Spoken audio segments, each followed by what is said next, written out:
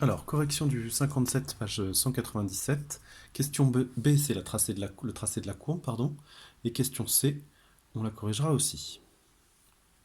Alors, plusieurs éléments. D'abord, pour commencer, un tableau de valeurs. 0 au cube, ça fait 0. 1 au cube, ça fait 1. 2 au cube, ça fait 8. 2 fois 2, 4 fois 2, 8. 3 fois 3, 9 fois 3, 27.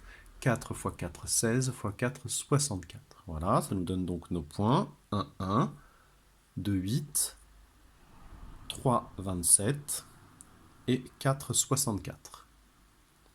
Plusieurs choses à bien savoir. On commence surtout aussi notre repère uniquement à partir des valeurs positives, puisqu'on est sur un cube, un carton dont les dimensions sont évidemment des nombres positifs. Et le volume aussi, évidemment, sera positif. On nous a imposé que tous les 2 cm on est 1 et que tous les 0,25 cm on est 1, donc 4 tous les centimètres, c'est ce que j'ai mis ici.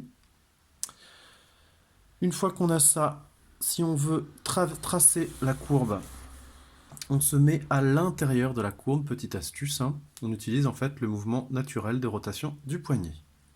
Ok, on prolonge ici, on ne s'arrête surtout pas à ce point-là.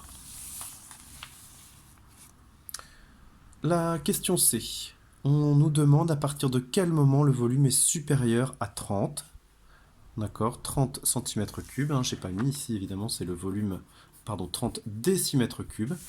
Et ici, on a évidemment la mesure du côté, arrête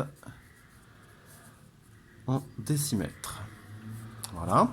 On a donc ici, à partir de 30, on est environ à 3,15, puisqu'en fait on savait déjà qu'à 3,1, on était un peu avant 30.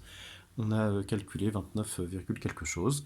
Voilà. Là, si on mesure, ici, on se retrouve avec une dimension, je mesure pour vous si vous voulez, on se retrouve avec une dimension de 6,25, d'accord, ce qui fait environ 3,15, puisqu'on est à peu près à 6,3 plus.